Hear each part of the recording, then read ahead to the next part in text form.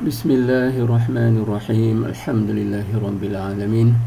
Assalatu wassalamu ala asyrafil anbiya'i wal mursalin wa ala alihi wa sahbihi ajma'in. Rabbi shrah li sadri wa yassir li amri wahlul 'uqdatam min lisani yafqahu qawli. Assalamualaikum warahmatullahi taala wabarakatuh. Alhamdulillah, kita bertemu sekali lagi untuk membincangkan asas tata bahasa Arab. Jadi pada malam ni kita hendak mendedahkan bahawa untuk menguasai ilmu nahwu kita perlu kepada apa yang kita sebut mengenal pasti fungsi tata bahasa dalam ayat. Kerana baris akhir sesuatu perkataan bergantung kepada fungsinya. Jadi kita pun telah bincang dengan tak nak kata panjang lebar, tapi telah bincang beberapa kali lah. Dan hari ini kita nak sambung perbincangan tu untuk kita mantapkan semula sebelum kita masuk semula kepada analisa surah lazim ya. Kerana dalam proses perbincangan ni saya dapati bahawa perlu diketengahkan maksud ataupun konsep fungsi tata bahasa ni dengan lebih mantap. Jadi kita dah bincangkan sebelum ni. Jadi kita ulang sikit lah untuk refresh ya. Kalau lihat di paparan tu, ayat terdiri daripada perkataan-perkataan ya. Kalau dalam kurungan semua ni, kalau kita lihat dalam kurungan ni semua, tiap-tiap ada satu perkataan sajalah. Dan kalau kita sekali lalu kita boleh lihat ya, bahawa tiap-tiap perkataan ni mempunyai fungsi tertentu. Kalau kita baca sekali lalu pun kita boleh nampak ya. Pelajar itu sentiasa pergi sekolah, gembira, basikal, sarapan, cepat, belajar. Jadi kita boleh agak dah cerita pasal apa ya. Inilah fungsinya, cerita pasal pelajar itu. Apa cerita dia? Iaitu pergi. Kemudian bila kita dah tahu dua benda ni, cerita pasal pelajar itu dan cerita ni ialah pergi, yang lain dia kita dapatlah gambarkan bahawa itu menghuraikan. Dia menghuraikan berdasarkan fungsinya. Kalau daim ni maksudnya sentiasa, menunjukkan menghuraikan keadaan dia pergi ataupun cara dia pergi itu bagaimana. Kemudian sekolah tu bukan cara sekolah, tapi arah ataupun tempat dia pergi itu. Kemudian gembira ni apa agaknya? Gembira ni menunjukkan pada keadaan pelajar tu dia gembira. Kemudian basikal ni pula jadi tergambarlah kalau pelajar sentiasa pergi sekolah, basikal menunjukkan cara dia pergi. Jadi ini yang kita kena sentiasa dalam Quran bahasa Arab, dia lain sikit. Kadang-kadang dia tak ada huruf-huruf yang digunakan seperti ayat dalam bahasa Melayu. Jadi kita kena tahulah apa yang dimaksudkan oleh satu perkataan dalam ayat tu. Begitu juga sarapan. Jadi nampak gaya ini lepas sarapan lah, takkan nak kata untuk sarapan pun boleh juga, tapi tengok konteks saya ya.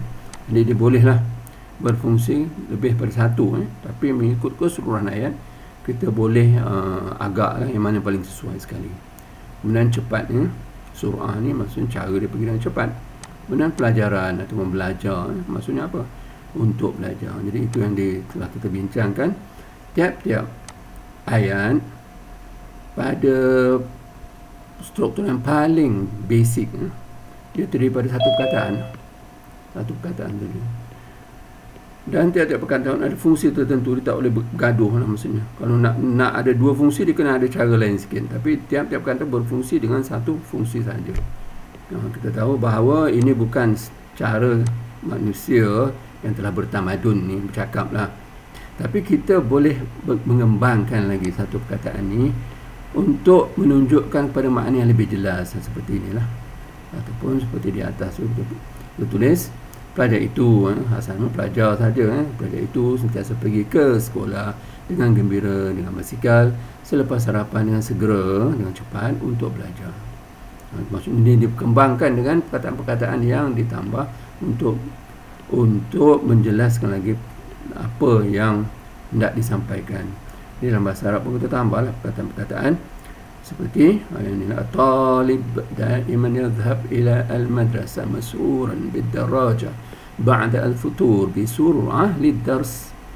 Ini pun kita dah bincang gitu. Jadi kita dapatlah berdasar pada fungsinya, kalau subjek predikat pada depan, jadi at-talibu, yadhhabu, yang lain buat apa? Yang lain pada atas, daiman.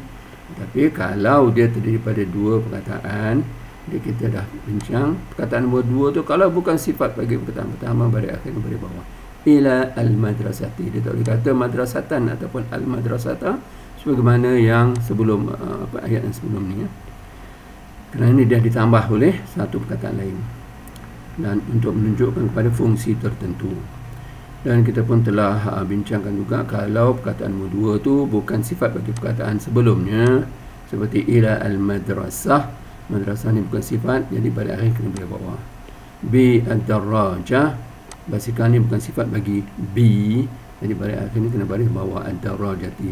Ba'da, selepas al-futur, oleh kerana sarapan tu bukan sifat bagi ba'da, pada akhirnya kena baris bawah. Tetapi kalau dia sifat seperti contoh di sini, pelajar, asalnya pelajar itu sentiasa pergi sekolah, tapi kita nak kasih dia sifat. Jadi dua perkataan ini menunjukkan kepada fungsi yang satu.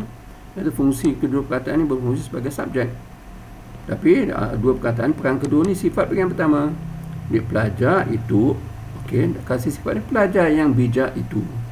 Jadi kalau perkataan nombor dua itu sifat, dia ikut sebelumnya.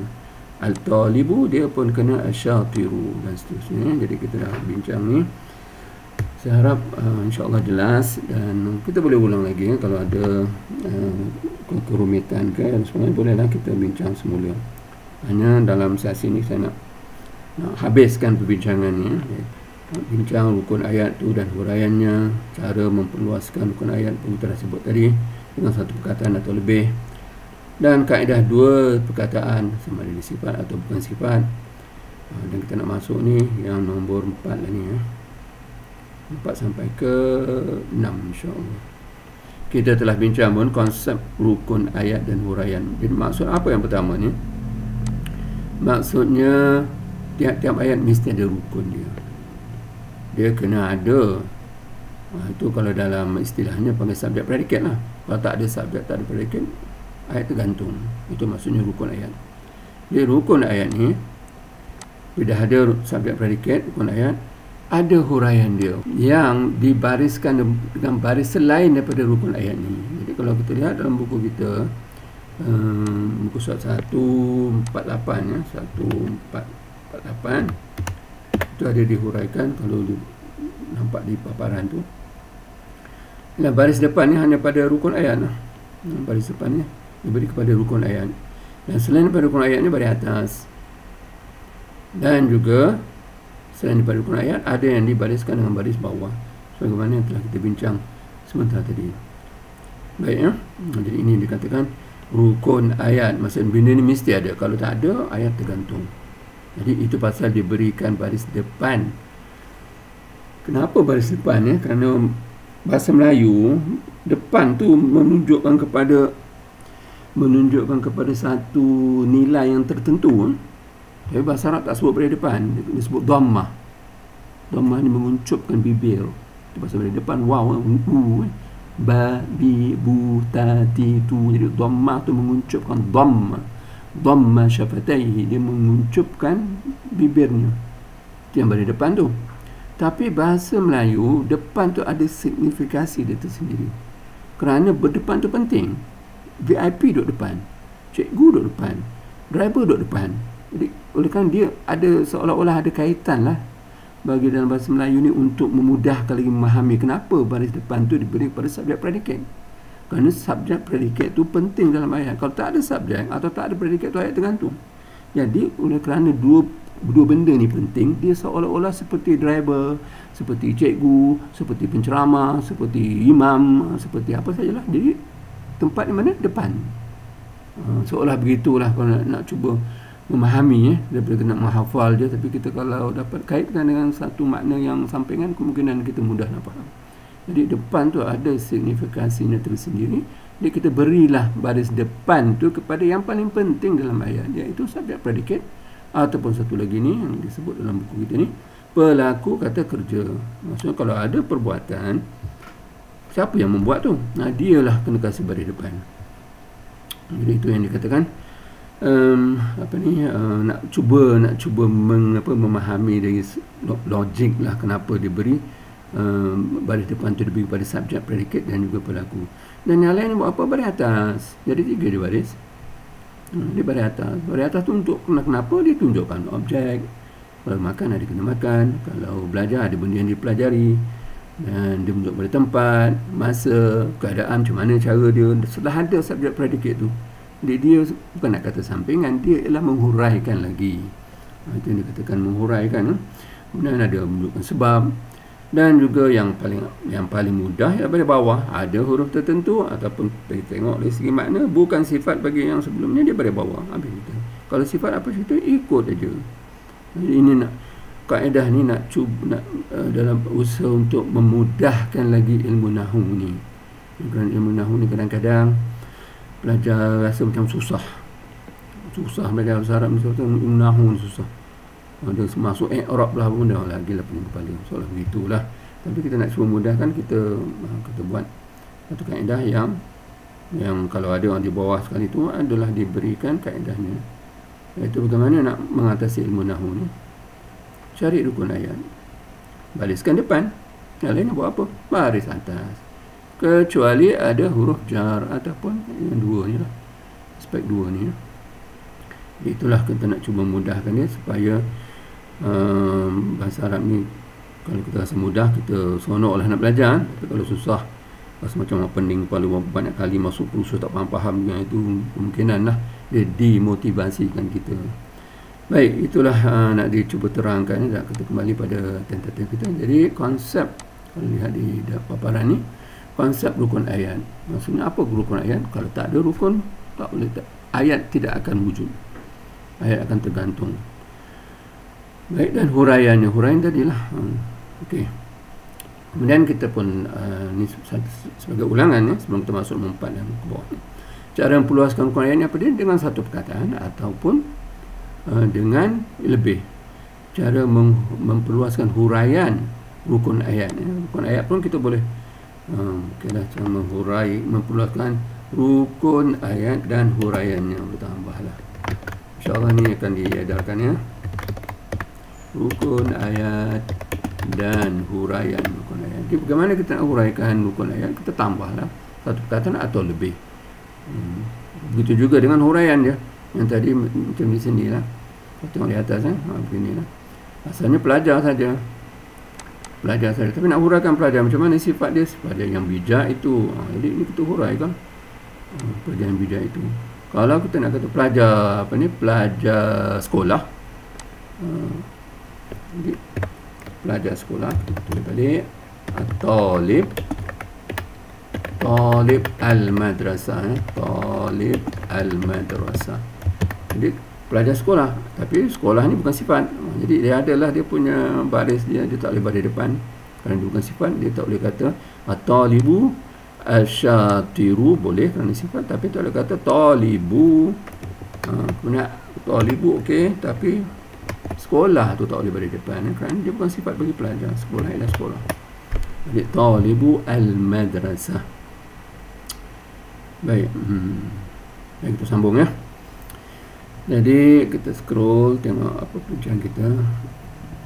Bagaimana diluaskan rukun ayat dan juga huraian rukun ayat itu diluaskan satu perkataan atau lebih. Baik, dan kita juga sebagai ulangan ringkas kaedah dua perkataan, sama ada di sifat atau bukan sifat, yang dah kita tunjukkan tadi.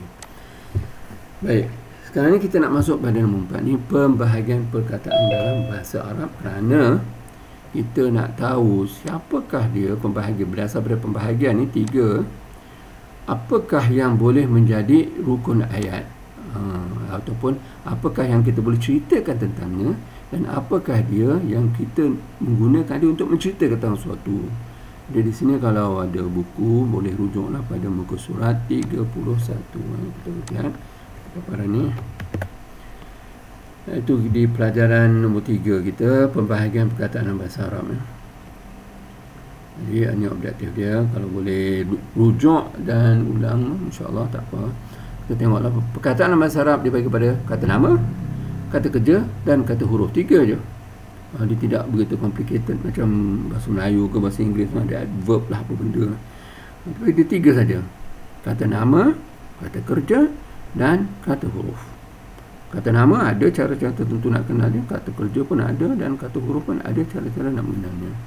Baik, adapun dah dihuraikan, boleh rujuklah buku surat 31 dalam buku. Hanya perbahasan kita ialah di antara tiga-tiga ni manakah yang boleh menjadi dia berfungsi sebagai cerita tentangnya dan dia menceritakan tentang sesuatu itu. Jadi CTA, saya guna istilah CTA, cerita tentang apa? Kita hanya boleh menceritakan tentang kata nama. Hanya untuk kata nama. Kata nama. Ceritanya CTA cerita tentang apa? Apa CN? Apa ceritanya? Dia boleh tiga-tiga. Boleh kata nama dan kata kerja dan kata huruf. Ini umumnya. Kita tak naklah mendetail-detail dalam buku tafsiran ataupun definisi dalam buku-buku nahwu katakan, tapi kita nak tahu yang umum je. Jadi kita nak menceritakan tentang sesuatu, kita hanya boleh menceritakan tentang kata nama. Jadi contohlah, contoh untuk jelaskan benda ni.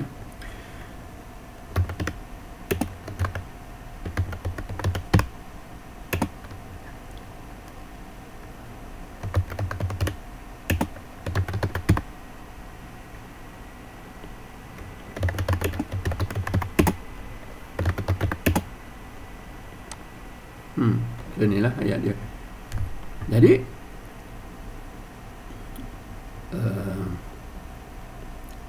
dalam bulan Ramadan ini dia menghuraikan apa kalau kita nak latih tengok fungsi dia, berfungsi sebagai apa. Dia berfungsi sebagai masa bila ini dalam bulan Ramadan. Okey, harus kalau dalam bahasa Arab, jadikan bahasa Arab dia dalam bentuk kata kerja, harus. Kemudian pada waktu malam guna makan. Dalam bahasa Arab kata makan ni dia gunakan kata terbitan. Kenapa? Kerana dia tidak menunjukkan kepada siapa yang buatnya, kerana bahasa Arab. Okay, kalau kita tulis sini ni untuk mengingatkan baliknya, kalau kita tulis perkataan seperti akal, telah makan ya. Jadi dalam ni dah menunjukkan kepada dia telah makan. Dia seorang lelaki telah makan. Kerana kalau kita kata akalat, dia dalam ni dah terkandung dah dia seorang perempuan telah makan. Jadi banyak dalam, walaupun perkataan yang yang ringkas ni, tapi dah masuk dalam dia ada perkataan telah, dan ada perkataan dia bukan kamu, dan ada perkataan ataupun ada makna lelaki, dan ada makna seorang. Jadi dalam bahasa Arab dia kata kerja ni dia ada 4 aspek, pun kita dah bincang dalam buku ni. Ada 4 aspek tambahan. Kalau kita sebut makan ni dalam bahasa Melayu, dalam bahasa Arab kita tak boleh nak terjemahkan makan tu apa, kecuali kita tahu dah berlaku ataupun belum berlaku, yang buat tu lelaki ke perempuan, yang buat tu seorang ke, 2 orang ke ataupun ramai, dan yang buat tu pihak saya ke, kamu ataupun dia. Barulah kita boleh sebut makan itu dalam bahasa Arab tu apa. Macam ni lah, kita boleh kata makan apa bahasa Arab ni? Akal. Tak boleh. Pasal kalau perempuan tak boleh kata akal. Kalau kamu tak boleh kata akalat, kena kata akalta. Kalau kamu perempuan, akalti dan sebagainya. Jadi apabila dalam bahasa Melayu dia tulis sahaja perkataan makan, tak ada menunjukkan siapa yang buat tu, tak ada menunjukkan dia makan ke ataupun kamu ke sebagainya, kita gunakan kata terbitannya. Jadi ini yang penting ya, dalam menguasai wazan 5 tu. Dia wazan 5 tu apa dia? Telah berlaku akal, sedang berlaku yakul, dan pelakunya akil, pemakan, dan yang kena buat makul, dan nama kata terbitan tu barulah dia akl. Wazan dia fa'al. Ini satu lagi lah aspek yang kita kena kuasai untuk menguasai bahasa Arab ni kan, wazan ni kita kena tahu macam mana nak sebut ni. Kalau tanpa sebutan, tanpa baris ni, kita kena sebut fa'al, iaitu akl. Yang ni tanpa baris ni nak sebut macam mana? Fa'al. Ini ialah fungsi wazan. Fa'al, jadi nak sebut macam mana? Akal. Kalau ni tak baris ni nak sebut macam mana? Yaf'ul. Kalau yaf'ul nak kiasan macam mana? Ya'kul. Dan seterusnya. Ini fa'il. Fa'il. Ini maf'ul. Nak sebut macam mana? Berdasar pada wazan. Okey. Jadi kita nak sekarang kita tengah bahas beginilah. Jadi dalam konteks ni, makan ni lah kata nama. Pada waktu malam ialah kata nama juga, tapi dia ada ditulis di awalnya dengan suatu perkataan lain. Harus ini kata kerja. Harus kata kerja apa? Bagaimana bahasa Arab ni? Jaza, yajuz. Jaza ni harus. Jaza, kemudian kata kerja sedang berlaku ni yajuz. Kita buat yajuz. Okey. Jadi di sini yang kita nak bincangkan ni, apakah kita boleh ceritakan tentang apa? Jadi kita boleh hanya menceritakan tentang kata nama. Di dalam sini kita dapati ini kata nama ni lah. Jadi kata nama ni kita hanya boleh menceritakan tentang kata nama. Jadi automatik. Dan cara automatik kalau kita jadikan ni bahasa Arab, dalam bulan Ramadan, fi syahr Ramadan. Okay, ini kita buat satu komponen ya, komponen kita bahasa. Yajuz harus pada waktu malam. Fi al-lail, pada waktu malam. Waktu tak diterjemah lah, terus fi al-lail je. Kemudian al-akl. Jadi dalam konteks ni kita dapati bahawa dalam komponen ataupun fungsi tata bahasa ni ada 4 ni. Jadi kata nama yang mana? Ini saja kata nama. Yang ni kata nama juga, tapi dia dalam komponen lain. Maksudnya dia dalam fungsi tata bahasa yang terdiri daripada 2 kataan. Dia tak boleh dipisahkan dengan fi ni. Kalau dipisahkan dengan fi, dia akan jadi benda lain. Dan ini pun sama. Fi syahr Ramadan, dia adalah satu komponen. Dia tak boleh dipisahkan. Jadi kaedah mengatakan yang kita boleh cerita tentang apa ni, kita cerita tentang kata nama. Yang ini tak automatik ni lah yang boleh menjadi subjek cerita. Kita mesti menceritakan tentang dia. Jadi apabila kita tahu kita nak menceritakan ni, pada akhirnya kalau di depan. Jadi al-aklu. Jadi sebenarnya cerita tentang apa? Cerita tentang makan. Apa makan tu? Makan tu harus. Cerita makan. Apa makan tu harus. Tapi struktur bahasa Arab begini. Fi syahr Ramadan yajuz fil lail al-aklu. Jadi dalam nak memahami itu, kita kena kenal pastilah mesti menceritakan tentang sesuatu, dan yang kita nak cerita tentang sesuatu itu mestilah kata nama. Yang lain tak boleh. Ini ada dua sajalah, ataupun ada 3 saja fungsi tata bahasa. Cerita tentang makan, apa ceritanya? Harus. Bila? Pada bulan Ramadan. Bila lagi? Ada terperinci lagi. Pada waktu malam, waktu siang tak boleh. So begitulah. Jadi itulah yang dikatakan nak menceritakan, mesti menceritakan tentang kata nama. Kalau penceritaannya, yang ceritanya apa? Ceritanya boleh terdiri daripada kata nama, boleh terdiri daripada kata kerja, dan boleh terdiri daripada kata huruf. Jadi kalau kita lihat di sini, kita boleh ubah. Jadi sini cerita tentang apa? Cerita tentang makan. Jadi kita boleh ubah ni, kita boleh letak di awal al-akl, makan, harus, yajuz. Jadi cerita tentang makan, apa ceritanya? Harus. Apa cerita tentang apa ni? Tentang makan. Apa ceritanya? Harus. Di mana? Bila? Di bulan Ramadan. Bila lagi? Di waktu malam. Dan ini penceritaan ni dalam bentuk kata kerja, dan kita boleh jadikan dia kata nama. Selain kita tak gunakan yajuz, kita gunakan jaiz. Jaiz ni ialah dalam bentuk fa'il. Fa'il, kata fa'il ni, iaitu yang ataupun yang melakukan ataupun dia daripada dialah perbuatan itu, iaitu yang harus, ataupun kalau terjemahkan biasa kita sebut harus ni. Dan dia boleh dalam bentuk kata kerja dan boleh dalam bentuk kata nama, bentuk dia fa'il. Ini bentuk dia yaf'ul. Baik, ini dalam bentuk mana kita bincang ni, apa ceritanya boleh dalam bentuk kata nama, boleh bentuk kata kerja dan boleh bentuk kata huruf. Contohnya bagaimana? Contohnya al-akl, makan itu fi al-mat'am. Maksudnya satu arahan, makan di kantin. Cerita pasal apa? Makan. Apa ceritanya? Di kantin. Jadi soalan begitulah yang dalam huraian yang paling ringkas. Jadi ini kita boleh gunakan fi di sini, boleh menjadi penceritaan bagi cerita tentang apa. Jadi yang nak diketengahkan sini, bahasa Arab perkataan dia terbagi pada 3 saja.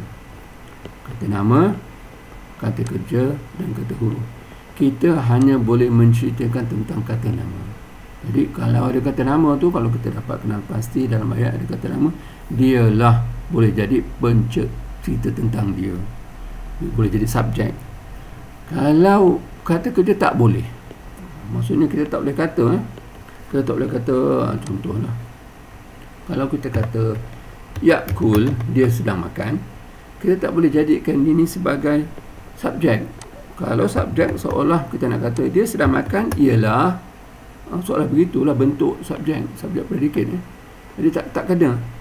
Dan juga ini tak boleh jadi subjek. Dan juga kalau kita kata fi al-bait, kita tak boleh jadikan ini sebagai sebagai subjek.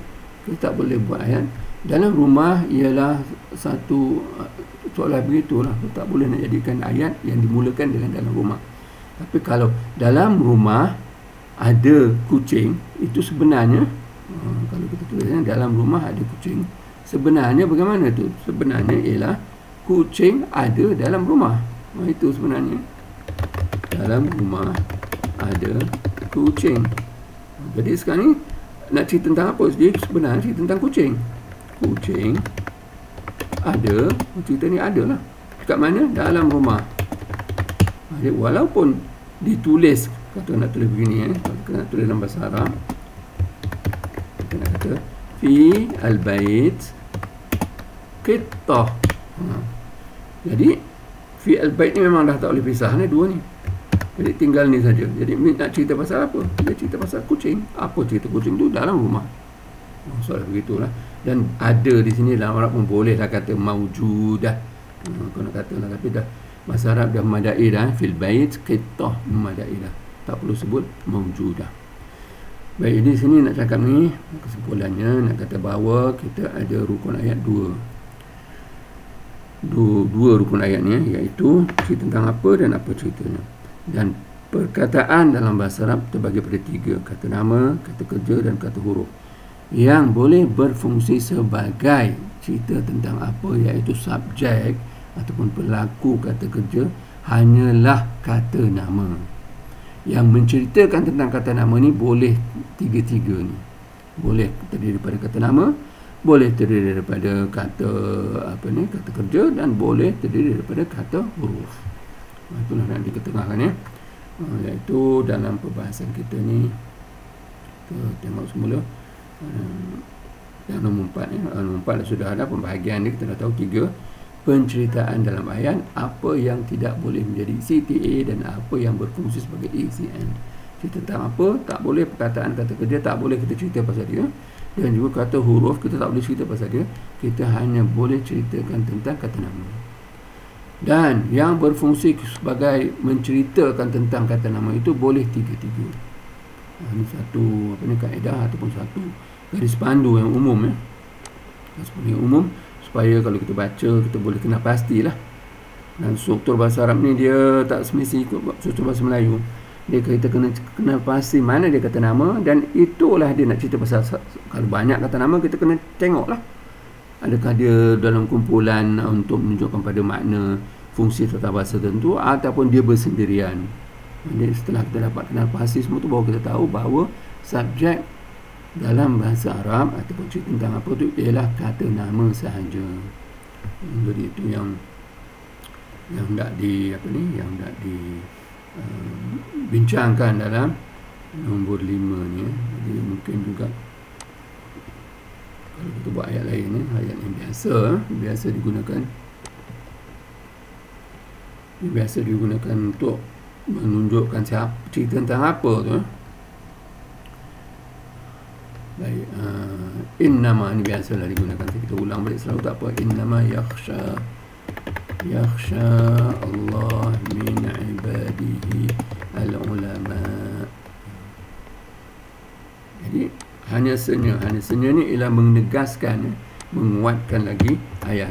Jadi kita boleh sementara ni kita boleh tidak menulisnya, tapi dia dalam Quran kita tak boleh lah nak menggugurkan perkataan tertentu yang kita kena kekal. Jadi yakhsha, takut. Okey, Allah.